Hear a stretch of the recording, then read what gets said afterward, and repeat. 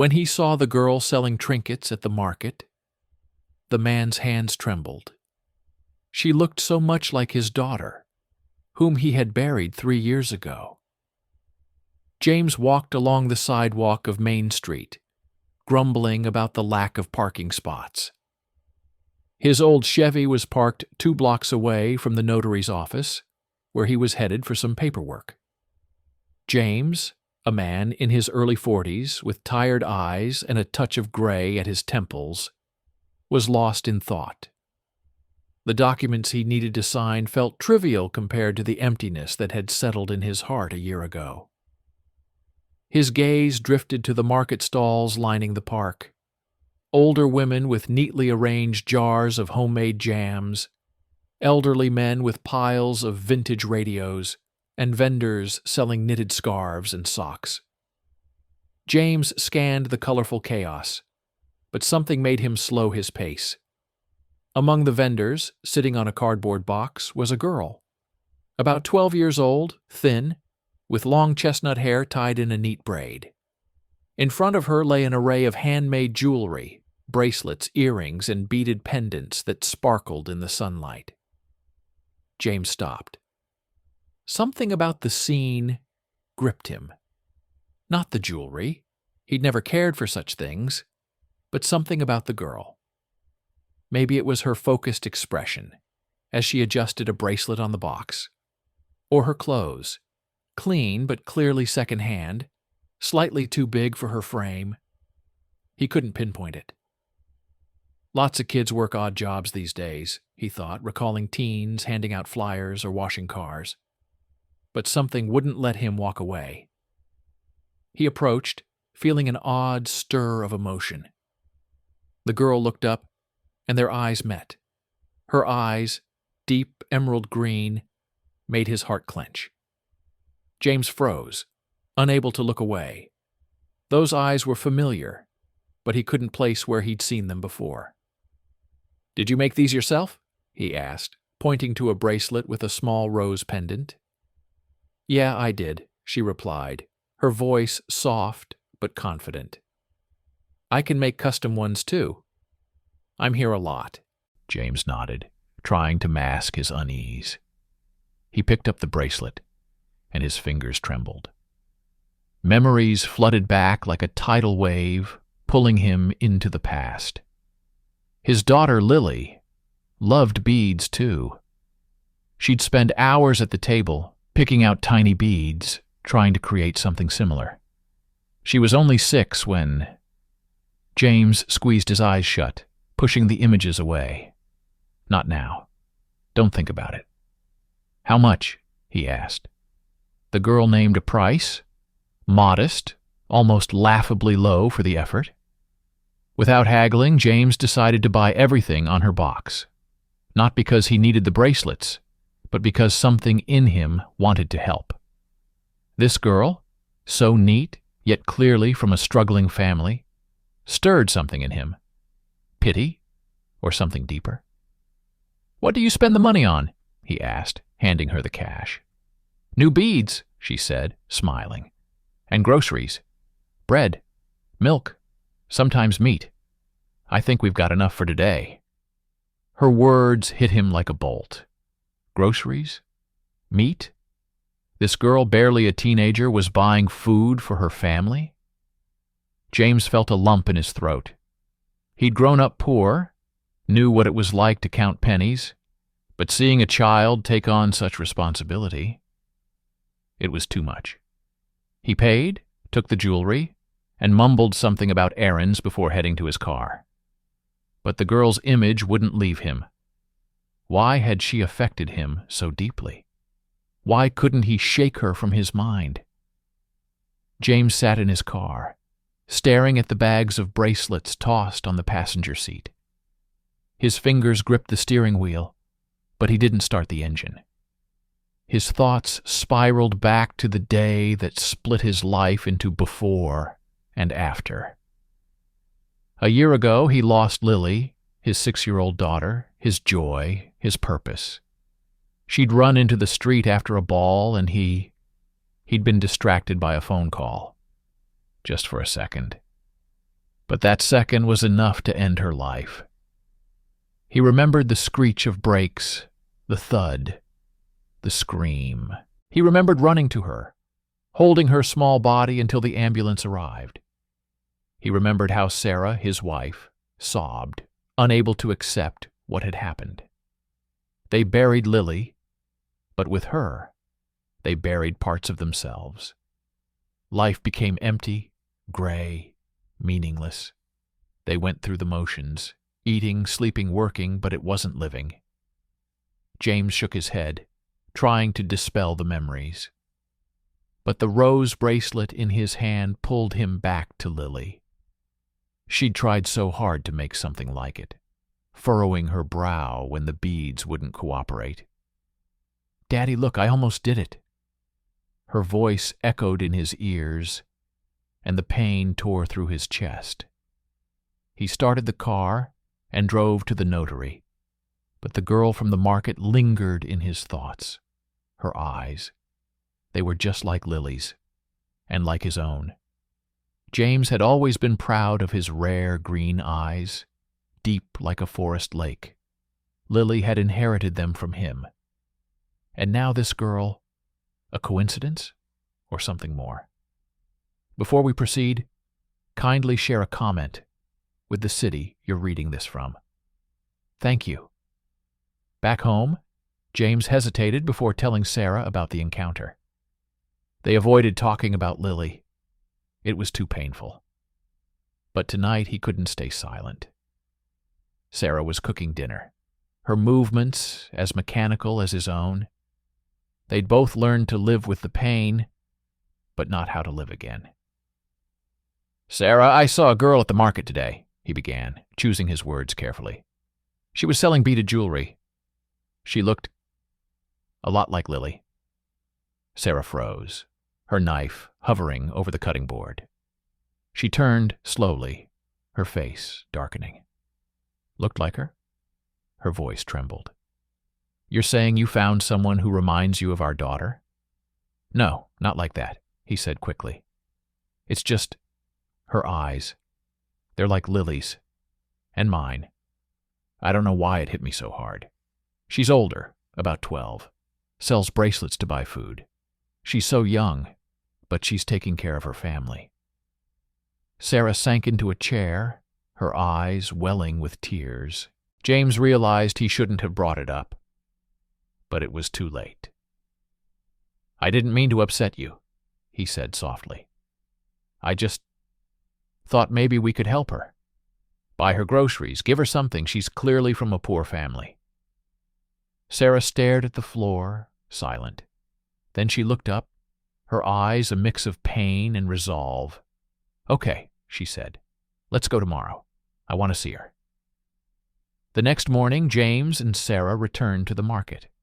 The air was crisp, and the park buzzed with activity. Vendors set up their wares, calling out and laughing. But Katie, the girl's name as James had learned yesterday, wasn't there.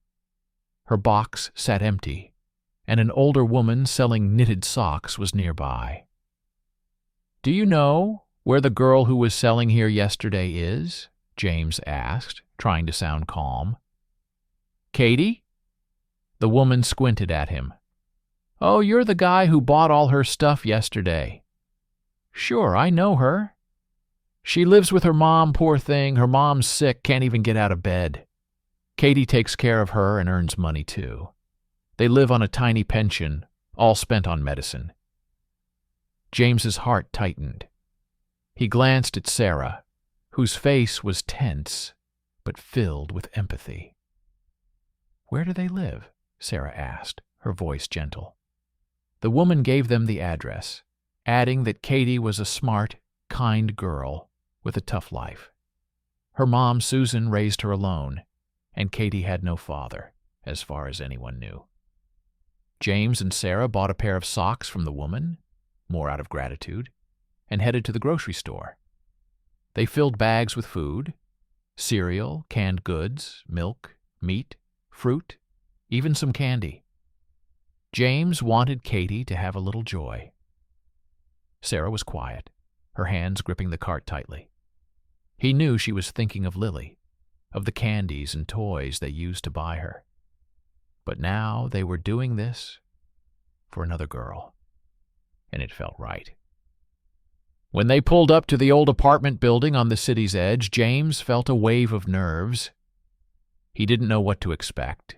Katie opened the door, her emerald eyes widening in surprise. "Hi, Katie," James said, forcing a smile. "I bought your bracelets yesterday, remember? Wanted to see if you had anything new. This is my wife, Sarah." Sarah stepped forward, holding the grocery bags. "You're really talented," she said warmly. "We loved your work. This is for you, so you can spend more time creating." Katie looked stunned, but a smile spread across her face. She invited them into the small, clean, but sparse apartment. In a corner behind a curtain lay a pale, frail woman. James froze when their eyes met. "Susan?" he blurted out. "James?" The woman gave a weak smile, her eyes filled with so much pain he almost looked away. James's mind reeled. Susan was his first love. They'd met in college, dreamed of marriage, of a future.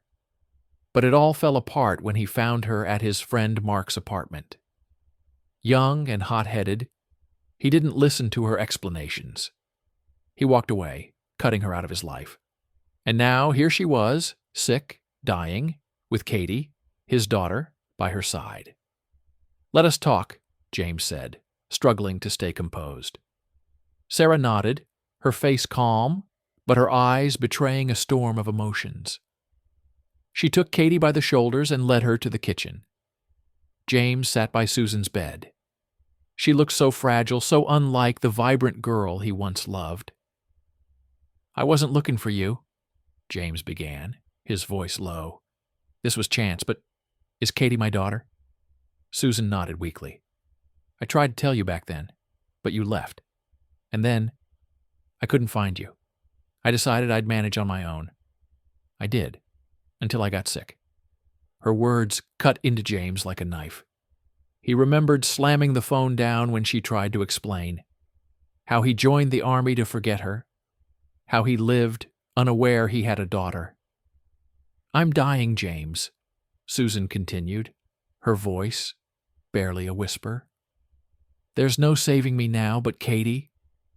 She's yours. Please don't leave her. She has nowhere to go. An orphanage. She wouldn't survive it." Tears burned James's eyes. He couldn't speak, only nodded, gripping her cold hand. "And your wife?" Susan asked. "Will she agree?" "Sarah, she's kind. We lost our daughter a year ago. It's hard, but I'll talk to her."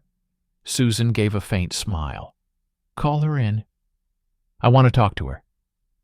James stepped into the kitchen, where Sarah and Katie were sipping tea. Katie was explaining something about her bracelets, and Sarah listened with genuine interest. James felt a warmth in his chest.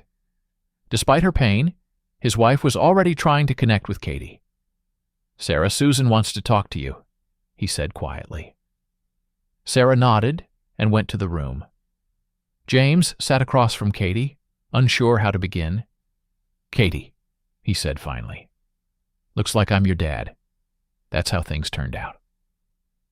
Katie looked at him with her emerald eyes, full of questions, hope, and pain, and James could barely meet her gaze. Sarah's talk with Susan changed everything. James couldn't believe he'd had a daughter all these years and never knew. He recalled his youth with Susan, their dreams, their fight. His friend Mark had set it all up to break them apart. He'd gotten Susan drunk, lured her to his place, and made it seem like something happened. James, too proud and hurt, didn't bother to dig deeper. Now he was paying for it. Sarah emerged from the room, her eyes red.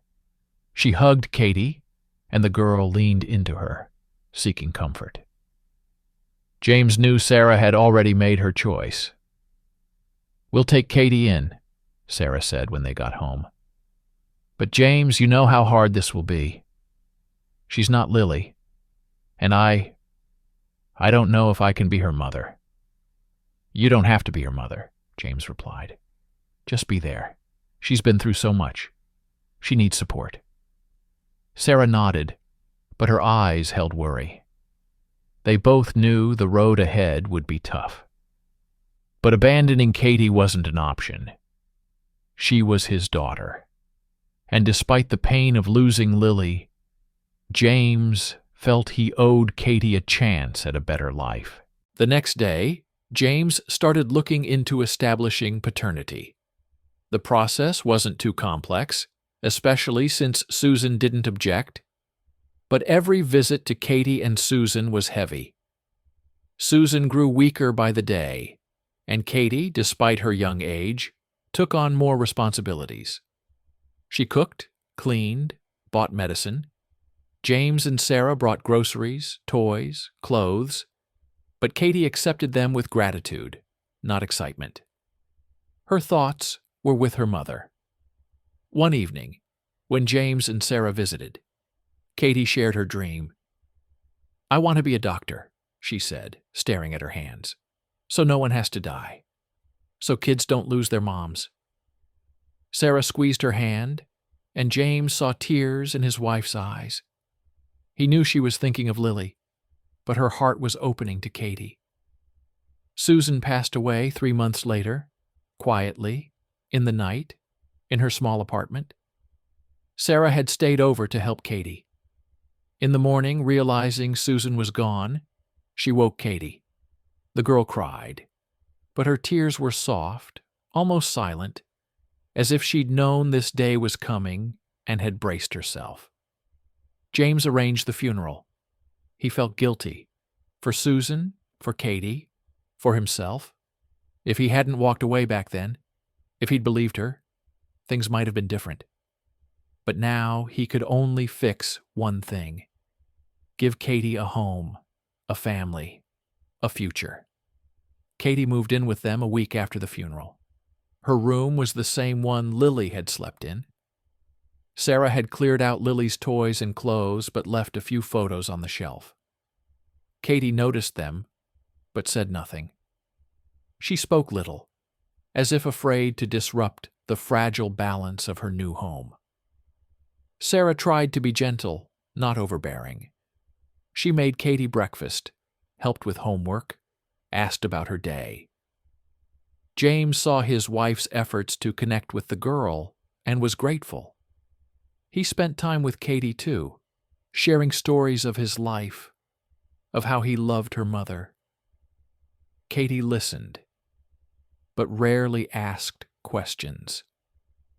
Only once did she say, "Dad, why did you leave Mom?" James told her the truth, about Mark, his mistake, his regret. Katie nodded but stayed silent. Her emerald eyes held such depth that James felt like a child before her. A year passed since Katie moved in with James and Sarah. It was like walking a tightrope, each step cautious, fearing a misstep.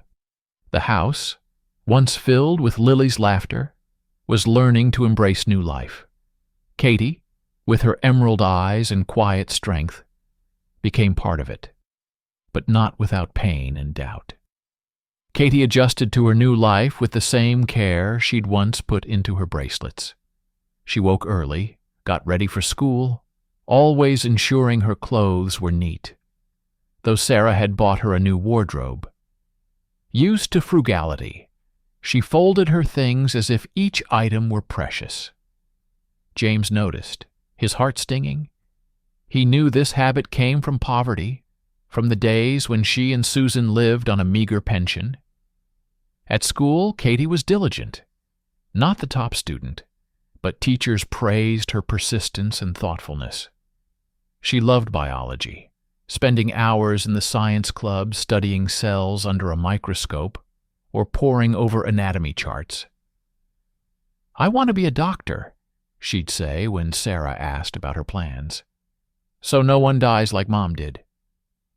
Those words, spoken with childish conviction, made Sarah look away to hide her tears. Despite her grief, Sarah worked to be more than just a caregiver to Katie. She didn't try to replace Susan, knowing it was impossible. Instead, she found small ways to bond. They walked in the park, leaves crunching underfoot, talking about books. Katie loved sci-fi, stories of heroes overcoming the impossible. They watched old movies, Katie giggling as Sarah sang along to 90s tunes. Sometimes they sat at the table, Katie teaching Sarah to weave bead patterns. Sarah, fumbling with the beads, laughed at her mistakes, and Katie, letting go of her reserve, joined in. James watched them, his heart warming. Sarah, who dimmed after Lily's death, was coming back to life. Her smile, once rare as a sunny November day, appeared more often. She made Katie's favorite pancakes, bought her notebooks with bright covers, listened to her school stories. James saw his wife bloom, giving him hope that their shattered family could become whole. One evening at dinner, with a golden-crusted casserole steaming on the table, Katie set down her fork and looked at Sarah. Her emerald eyes, usually so serious, were filled with hesitation. "Sarah," she said quietly, fidgeting with the tablecloth, "do you mind that I call you that?" Sarah froze, her spoon halfway to her mouth. She looked at Katie, a flicker of sadness in her eyes, quickly replaced by warmth. "Of course not, Katie," she replied softly, her voice trembling slightly. "I'm glad we're friends. Your mom was wonderful, and I'd never try to take her place." Katie nodded, but her gaze lingered on Sarah. James felt the air grow heavier, as if Katie wanted to say more but held back. He recognized that look. Lily had it when she wanted to share something big but was scared. He stayed silent, giving Katie space. After dinner, Katie went to her room, and Sarah stayed to wash dishes. James walked up, wrapped his arms around her from behind, and asked quietly, "You okay?" Sarah nodded, but her shoulders shook. She turned, and James saw tears in her eyes. "I'm just so scared, James," she whispered. "Scared she'll never accept me, that I'll always be a stranger. But I want her to be happy." James hugged her tighter, his own heart aching. He knew Sarah loved Katie, but that love was tangled with pain, the pain of losing Lily, the fear that Katie would never truly be theirs. Months later, Katie's 13th birthday arrived. The house was filled with the warmth of a vanilla cake Sarah baked that morning. James blew up balloons, and Katie, shyly, helped decorate the table. That evening, after guests, a few neighborhood kids and her biology teacher left, Katie brought out a small package from her room. "This is for you," she said, handing it to Sarah. Her cheeks flushed, her eyes shining with nerves. "I made it myself." Sarah unwrapped it and froze. It was a delicate beaded bracelet with a tiny red rose, just like the one James bought at their first market meeting. Sarah stared at it, tears welling up. "Thank you for always being there," Katie said softly, looking down, as if her words were too loud. Sarah, wordless, hugged Katie tightly. Her shoulders shook, tears streaming down her cheeks, but she smiled. James stood aside, a lump in his throat. This was their moment, when Katie let Sarah in, not just as a friend, but as family. He knew the bracelet wasn't just a gift. It was an acknowledgement, a step toward connection. Katie grew, and with each year, more of Susan showed in her, not just in her features, but in her character. She was kind, yet resilient, as if a life of loss had taught her to take hits. She never complained, even when tired from school or her science club, where she eagerly prepared reports on medical breakthroughs. James and Sarah gave her space to make her own choices, knowing she'd faced too much for her age. Losing her mother, poverty, responsibilities no child should bear. When Katie turned 15, she burst into the house, glowing with joy. Her cheeks were flushed, her emerald eyes sparkling like they had that first day at the market. "Dad, Sarah!" she exclaimed, waving a letter. "I got into medical school. I'm going to be a doctor." James and Sarah exchanged smiles, their faces lighting up. They rushed to hug Katie, and in that moment, the house, long steeped in silence and grief, filled with laughter. Katie still called Sarah Sarah, but the warmth in her voice made it sound like a declaration of love. James watched them, feeling their family, like a mosaic, coming together. Years passed. Katie studied at the community college, aiming for medical school. She never forgot her mother. Every year, on Susan's passing, she visited the cemetery, bringing white chrysanthemums, her mom's favorite, and talked to her. Sometimes she brought James and Sarah, and those visits were filled with quiet sorrow. Katie told her mother about her grades, her dreams of saving lives. James and Sarah stood by, holding hands, their hearts full of love for this girl who'd become their daughter. One day, during a break from school, Katie sat with Sarah over tea and said quietly, "You know, I tell everyone you're my mom." Her voice was steady, but soft. "Not because I've forgotten my real mom. She's always with me. But you're my family too." Sarah froze, her eyes instantly filling with tears. She reached out and hugged Katie tightly, as if afraid she'd vanish. James stood in the doorway, warmth spreading through his chest. They'd endured so much, losing Lily, Susan's death, years of guilt and loneliness. But now they had Katie, their daughter, their hope, their light. The evening was quiet, snow falling softly outside, blanketing the town. James, Sarah, and Katie sat at a table adorned with lights and candles. A photo of Lily, smiling with green eyes like Katie's, stood on the table. Nearby, a small candle burned for Susan. They talked about the past, how fate brought them together, how pain and love wove their lives into something fragile but real. "I'm happy," Katie said, her emerald eyes shining. "Thank you for being here." James took Sarah's hand, his other arm around Katie. Snow fell thicker outside, but their home was warm. They were a family, not perfect, but true, bound not just by blood, but by the memory of those they loved and lost, and the love that helped them find each other.